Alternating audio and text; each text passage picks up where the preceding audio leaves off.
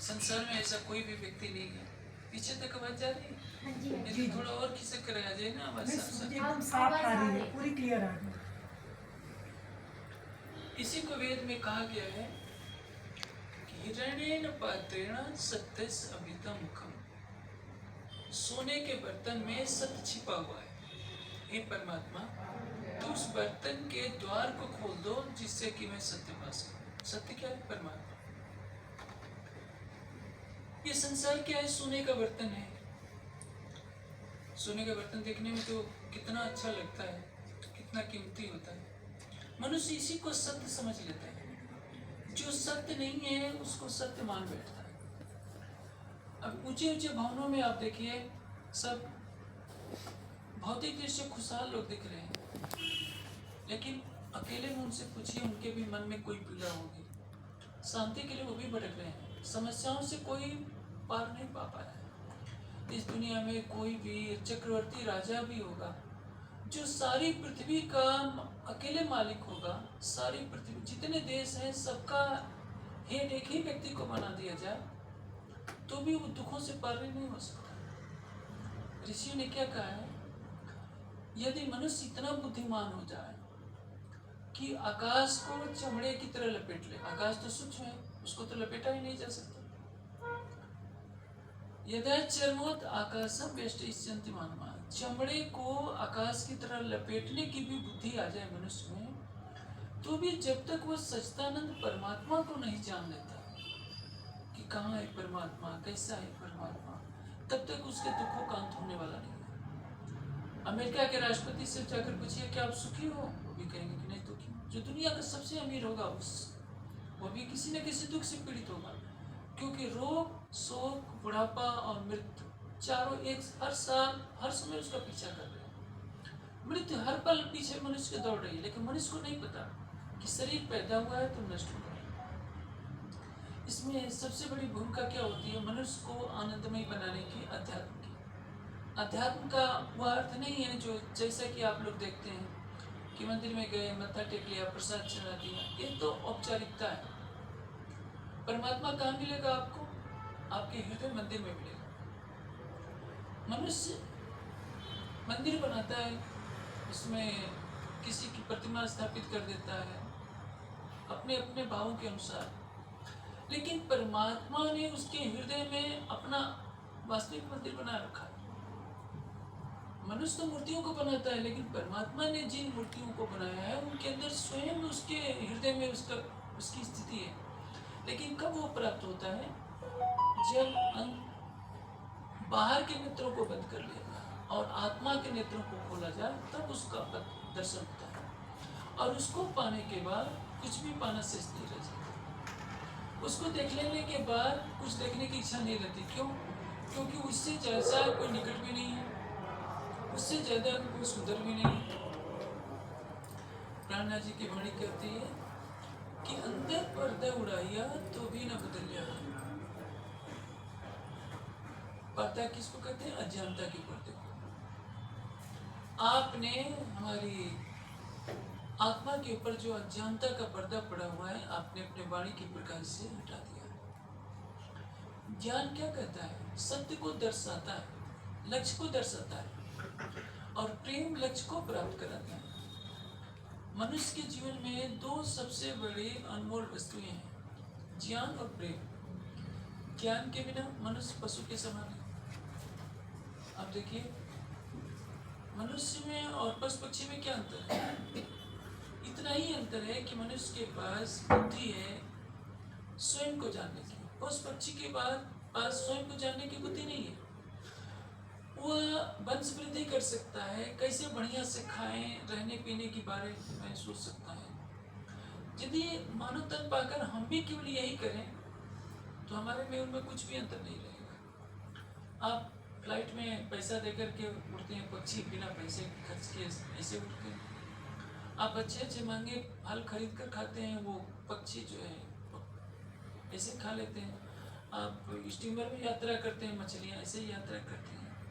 तो यदि वही सब कुछ जीवन का लक्ष्य है, अपनी आत्मा में विराजमान उस परमात्मा को नहीं जाना, तो जीवन का सार कुछ भी नहीं रह जाता। मानव तन क्यों मिला है?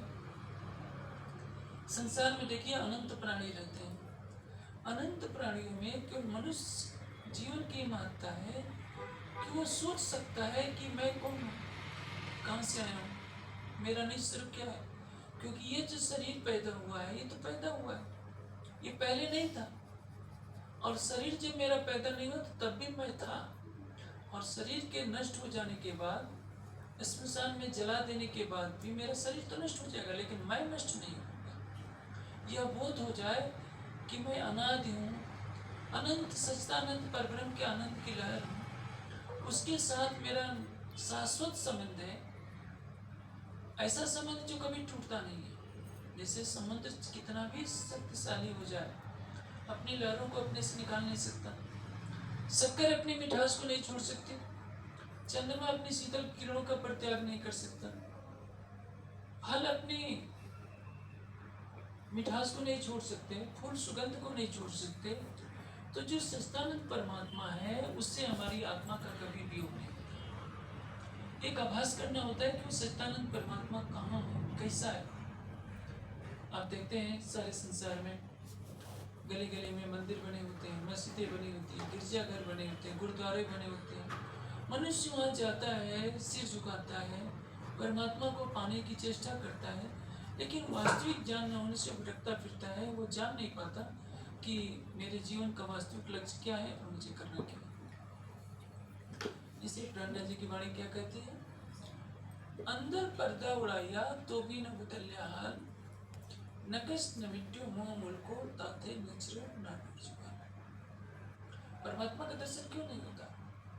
क्योंकि पहली चीज तो यह है कि हमें उससे संबंध का पहली आवश्यकता क्या है, उससे हमारा क्या संबंध है ये पता नहीं होता। अब देखिए, सामान्य तौर पर जब बच्चा माँ की गोद में खेलता है, आंखें खोलता है तो सबसे पहले अपनी माँ को देखता है, माँ से उससे ममता होती है।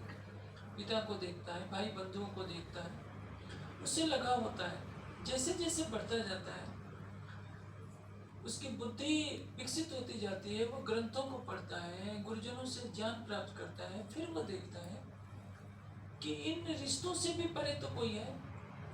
जिस माता पिता की गोद में मैं खेला हूँ, वे माता पिता भी किसी के सामने सिर झुकाते हैं, वो भी शांति की खोज में है। इस सृष्टि में हम पैदा हुए हैं तो सृष्टि को तो किसी ने पैदा किया है, अपने आप सृष्टि तो नहीं बन गई। जैसे आजकल नास्तिक आस्तिक की बात चलती है।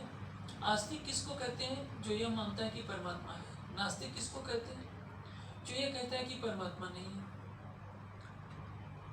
लेकिन सबसे बड़ा नास्तिक कौन है?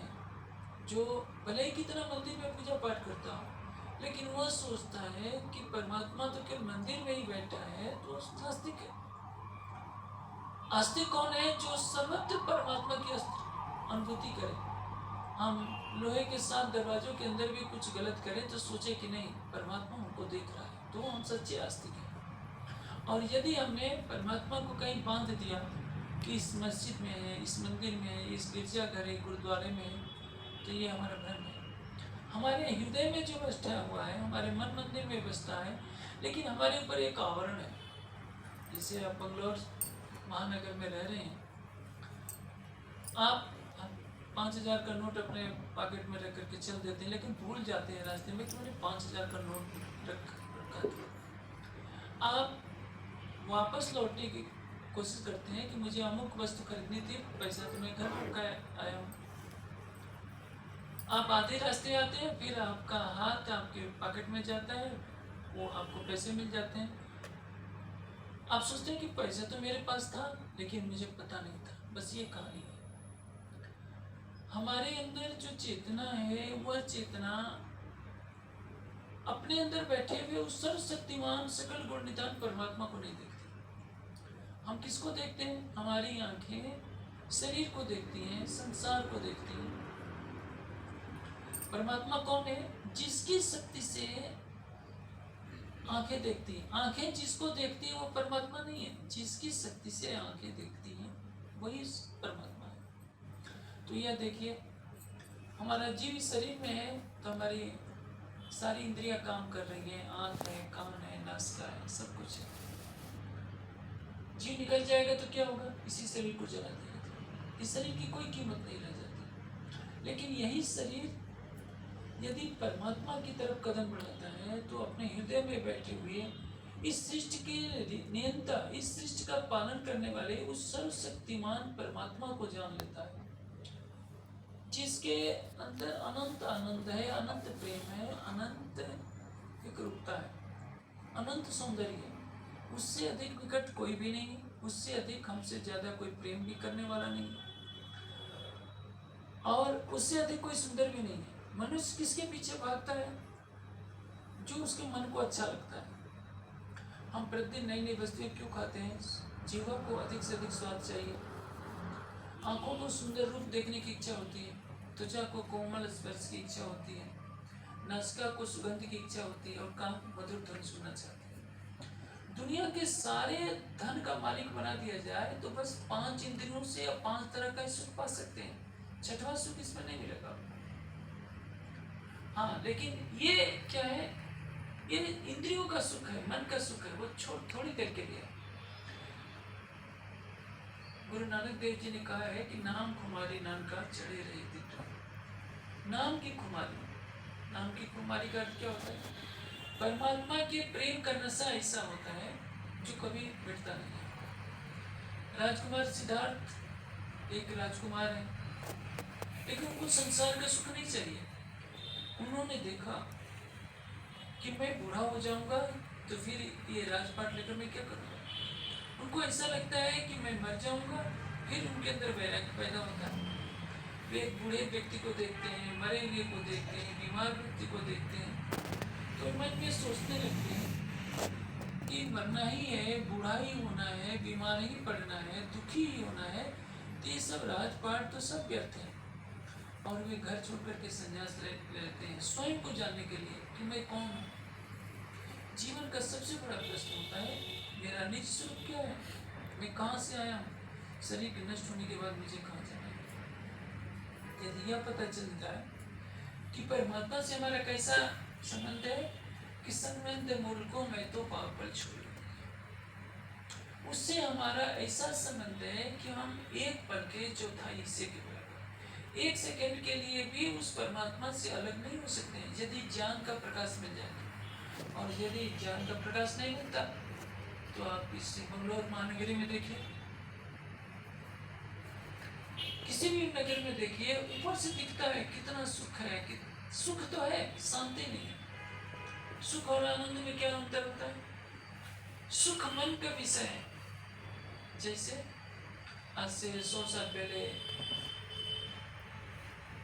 200 साल पहले तो पंखे भी नहीं थे होंगे, पंखे आ गए तो 100 साल से, ये मैं समझता हूँ 50-60 साल से ये कूलर वगैरह आए गए होंगे। अब किसी को पंखे से ज़्यादा मतलब नहीं होता, कूलर से मतलब नहीं था, जगह जगह देखिए ऐसे।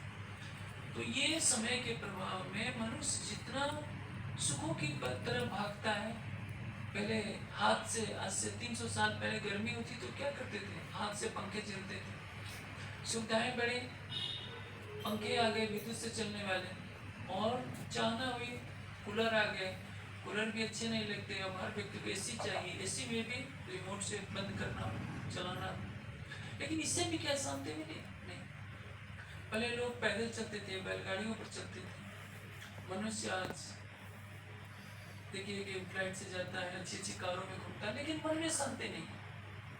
सुख तो मिल रहा है लेकिन आनंद नहीं मिल रहा है। आनंद आत्मा का विषय है, सुख क्या है? मन और इंद्रियों का विषय। इंद्रियों का राजा है मन, वो 5 इंद्रियों से संसार का सुख लेना चाहता है। जैसे इधर नारियल बहुत होता है, नारियल का तेल निकाला जाता है। नारियल की जगह यदि कंकड़ पत्थर डाल देंगे तो तेल कहाँ से निकलेगा? तो ये सारा संसार दुखमय है, इसमें हम कितना भी भागेंगे, एक तृष्णा है कि इसमें सुख मिल जाएगा, इसमें सुख मिल जाएगा। सुख नहीं मिलता। सुख मिलता है क्षण भर का, दुख मिलता है ज्यादा। जैसे आज हम युवा हैं, कल को वृद्ध होंगे, वृद्धावस्था में चला नहीं जाएगा, शरीर में रोग ही रोग होगा, लोग बोझ महसूस करने लगते हैं। उस समय बुढ़ापे में मनुष्य सोचता है कि अरे हमें तो कोई पूछने वाला ही नहीं, हमारे चेहरे की सुंदरता भी समाप्त हो गई रहती है, शरीर भी जर्जर हो गया रहता है, एक असहाय सा प्राणी बन जाता है। जिस संसार को हम बहुत अच्छा समझते थे, एक बोझ लगने लगता है। जब व्यक्ति मरणासन अवस्था में पड़ता है तो क्या सोचता है कि इस कष्टमय जीवन से तो मौत आ जाए। लोग आत्महत्या क्यों करते हैं? जब उनको लगता है कि ये संसार दुखमय है, सोचते हैं कि आत्महत्या क्यों न करें। ऐसे आत्महत्या करना महापाप है, कभी भी नहीं करना चाहिए। मनुष्य को अपने पुरुषार्थ से अपने भाग्य को बदलना चाहिए, लेकिन निराश होकर कभी भी आत्महत्या नहीं करनी चाहिए। यदि अपनी आत्मा पर विश्वास है कि हमारी आत्मा उस सच्चिदानंद परब्रह्म की शक्ति है, आराधनीय शक्ति है, जैसे सूर्य से उसकी किरण का संबंध होता है, चंद्रमा से उसकी चांदनी का संबंध होता है, हम उस सर्वशक्तिमान सकल गुण निदान सच्चिदानंद परब्रह्म की आराधनीय शक्ति है, तो हम कभी डरेंगे नहीं, कभी भयभीत नहीं होंगे, कभी दुखी नहीं होंगे। लेकिन ये बातें कौन बताएगा? जब हमारे अंदर ज्ञान का प्रकाश रहेगा तभी हम सत्य के मार्ग पर चल सकते हैं, अन्यथा क्या होगा? हम असहाय जीवन व्यतीत करेंगे। हमारे पास ज्ञान हो जाता है लेकिन प्रेम नहीं होता, तभी जीवन निरर्थक ही होता है। जैसे आम का पेड़ लगा है तो आप आंखें खोलकर देख लेते हैं कि इस डाल पर एक पेड़ लगा है, लेकिन देखने से तो उसका स्वाद नहीं मिल सकता, आपको पेड़ पर चढ़ना पड़ेगा, उस आम को तोड़ना पड़ेगा। वैसे धर्म ग्रंथों का ज्ञान, सत्संग का ज्ञान ये बताता है कि परमात्मा यह है, साकार है, निराकार है, दुनिया के कण कण में है या दुनिया से परे है, कहाँ है, कैसा है, हम कौन है, आए कहाँ से हैं, शरीर और संसार पर छोड़ने के बाद जाना कहाँ, ये कौन बताएगा? ज्ञान बताएगा। लेकिन प्रेम साक्षात उसको प्राप्त करा देगा। प्रेम का अर्थ क्या है? जिसमें अपना हृदय समर्पित हो जाए। हमारी संस्कृति में किसी को प्रणाम किया जाता है तो क्या किया जाता है? दोनों हाथ जोड़कर ऐसे करते हैं। इसका अर्थ क्या है? तो इसमें 5 उंगली है, इसमें 5 उंगली है, इसको यहाँ रखते हैं, यहाँ हृदय है। कहने का भाव क्या है? हमारे मन में यहाँ हमारा चित्त है, मन है, बुद्धि है, अहंकार है और जीव है, हमारी आत्मा है। हम अपनी संपूर्ण इंद्रियों से, मन से, अपने हृदय का प्रेम आपको समर्पित करते हैं, आपका सम्मान करते हैं, ये प्रणाम का अंश है। तो जो परमात्मा है वो क्या है? वो प्रेम का सागर है। और स्वयं को क्या समझना है आपको? मैं भी उस सागर की लहर हूँ, मेरे और उसमें कुछ अंतर नहीं है। सागर का जल ही उमड़ता है तो लहर के रूप में दिखने लगता है। हम इस शरीर से अपने को अलग कर लें। अलग कैसे करेंगे? जब उसके हम ध्यान में डूब जाएं। प्रेम का अर्थ क्या होता है? जैसे कि अभी मैं बता रहा था, प्रेम जिसमें अपना हृदय उसको दे दिया जाए, अपनी कोई चाहत न रखी जाए। जैसे यही आंध्रा में तिब्बत बालाजी का मंदिर है, लाइन लगी रहती है, कई कई किलोमीटर तक लाइन लगी रहती है। लोग जाते हैं किस भावना से जाते हैं? प्रेम की भावना से नहीं जाते, कड़वी सच्चाई। एक पौराणिक कथा है कि लोगों को बता दिया गया था कि भगवान श्री कृष्ण जी ने यहाँ विष्णु भगवान के जो स्वरूप है उन्होंने विवाह किया था, तो दहेज में जो यहाँ चढ़ाएगा उसको दूना मिलेगा। हिंदू तो जिधर लाभ देखता है पहले ही भागता है। इस नाते वहाँ लोग जाकर के कई लाख एक व्यक्ति चढ़ा देता है। प्रतिदिन वहाँ चढ़ावा जानते हैं कितना है? 2 करोड़ से ज्यादा का चढ़ावा पर डे होता है। तो स्वार्थ भावना से चढ़ाते हैं कि हम 1 लाख चढ़ाएंगे तो हमारा 2 लाख हो जाएगा। ऐसा नहीं कि परमात्मा से प्रेम के नाम पर चढ़ा रहे। गरीबों की अलग लाइन होती है, अमीरों की अलग पंक्ति होती है। अमीर व्यक्ति ज्यादा पैसा चढ़ाता है, सीधे दर्शन करा दिया जाता है। गरीब लोगों को मैं गया तो नहीं, सुना हूँ कि कई 2-2 किलोमीटर तक पंक्ति बनाई रखी।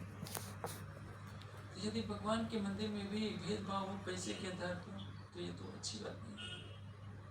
प्रेम कहते किसको है? जब हम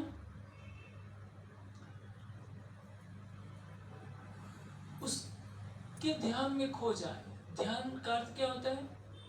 मन केवल उसको देखे, मन में कोई और विचार न आए। मन संसार के सारे विचारों से रहित होकर जो लक्ष्य है परमात्मा केवल उसका चिंतन करने लगे, उसको कहते हैं ध्यान। ध्यानम निर्विषयम मना, संसार की कोई बात नहीं है। अब हम कोई मंत्र पढ़ें, श्लोक पढ़ें, चौपाई से रख करके पाठ करें, ये क्या है? प्रार्थना। प्रार्थना से परे है प्रेम। प्रेम किसको कहेंगे? जिसमें हमारी आत्मा केवल लक्ष्य को भी पाना चाहिए और कुछ नहीं। सारी पृथ्वी का राज भी नहीं चाहिए, केवल क्या चाहिए? केवल परमात्मा चाहिए, उसको कहते हैं प्रेम। और वो कैसे प्राप्त होता है? उसके लिए ध्यान की प्रक्रिया में उतरना पड़ता है। हम मन के सारे विचारों से स्वयं को पृथक कर लें, कोई तृष्णा न रखें। लोग मंदिर में जाते हैं तो क्या करते हैं? कोई मिठाई चढ़ाएगा, कोई कुछ चढ़ाएगा, कोई मांगेगा कि हमारी नौकरी लग जाए, कोई कुछ मांगेगा, कोई कुछ मांगेगा, हे परमात्मा मुझे ये दे दे। रामकृष्ण परमहंस को कैंसर हो गया था। उनके कई शिष्यों ने कहा कि गुरुदेव, आप दूसरों का आशीर्वाद दे देते हैं तो आपका कैंसर ठीक हो जाता है, आप अपने लिए प्रार्थना क्यों नहीं कर लेते? रामकृष्ण परमहंस जी का एक ही उत्तर था, क्या परमात्मा को दिखाई नहीं देता है कि मैं प्रार्थना करने जाऊं? मैं उसका ध्यान करता हूँ, उससे प्रेम करता हूँ, इसलिए तो नहीं कि मेरा कैंसर ठीक कर दे। यदि मैं प्रार्थना करूं कि हे परमात्मा मेरा कैंसर ठीक कर दो, तो मेरा स्वार्थ हो गया, वो प्रेम क्या हुआ? इससे मैं कभी नहीं कहूंगा कि मेरा कैंसर ठीक कर दो। इससे आप संसारी लौकिक जीवन में देखिए, राम को वनगमन जाने का निर्देश होता है, साथ में सीता जी चल पड़ते हैं। आज की कोई पत्नी हो तो शायद कहेगी कि मुझे वहाँ कैसे रहने को मिलेगा, किस झोपड़ी में रखोगे, कहाँ रखोगे। सीता को कोई चिंता ही नहीं है। सीता को लगता है कि जहाँ राम रहेंगे मेरे लिए वैकुंठ का राज्य भी वही है, वही अयोध्या का महल है। और देखिए हम लोग तो अच्छे अच्छे कमरों में रहते हैं, भगवान राम कैसे कुटिया में रहते हैं?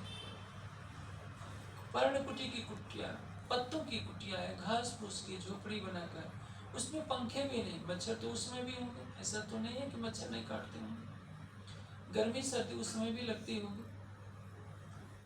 भगवान राम, लक्ष्मण और सीता उस कुटिया में रह रहे हैं 1-2 वर्ष से 14 वर्ष। सीता ने कोई गिला शिकवा नहीं किया कि मैं कहाँ फंस गई, मुझे यहाँ क्यों रखा है। सीता का सुख किसमें है? राम के साथ रहने में। लक्ष्मण का सुख किसमें है? राम के साथ रहने में। राम उनको कहे नहीं थे, जबरन ये दोनों आए थे। सीता भी बलपूर्वक आए थे कि नहीं, जहाँ आप रहेंगे मैं वहीं रहूंगा। लक्ष्मण का भी कहना है कि नहीं भगवान रहता, इसलिए जहाँ आप रहेंगे वही लक्ष्मण रहेंगे। ये तो संसार के रिश्तों का एक संबंध है। परमात्मा तो हमारा आराध्य है, हमारा प्रेमास्पद है। इसलिए हमें क्या करना चाहिए? अपना हृदय का प्रेम उसको देना चाहिए। अंदर पर्दा उड़ाया तो भी न बदल्या, नकस न मिट्टियों मोह मूल को ताथे नजरों न नोटे। हमें परमात्मा का दर्शन क्यों नहीं होता? क्योंकि हमारे अंदर की तृष्णाएं नहीं मिटती, हमारे मन में संसार की चाहना बनी रहती है। यदि सच्चा प्रेम परमात्मा से हो जाए तो उसके सिवा किसी अन्य की चाहत नहीं रहेगी। जैसे सीता को केवल राम से प्रेम है, राम के महल से नहीं। राम ने महल छोड़ा, सीता ने भी छोड़ दिया। हमारे साथ सबसे बड़ी भूल क्या हो रही है कि हम परमात्मा से प्रेम ही करते हैं संसार के सुखों के लिए, परमात्मा को पाने के लिए नहीं। और जिस दिन परमात्मा को पाने के लिए हम प्रेम करेंगे कि नहीं, हमें धन चढ़ाना केवल इसलिए नहीं है कि हमारी संसार की कामनाएं पूरी हो जाए, मिठाई के पैकेट इसलिए नहीं चढ़ाने हैं कि परमात्मा हमको कोई आशीर्वाद दे दे। मंदिरों में मन्नत मांगी जाती है, प्रार्थना की जाती है, परमात्मा यह दे दो, यह दे दो। यह प्रेम नहीं है, ये तो भिक्षा मांगना हुआ। और प्रेम में भिक्षा नहीं मांगी जाती, प्रेम में स्वयं को समर्पित किया जाता है, अपना हृदय लुटाया जाता है।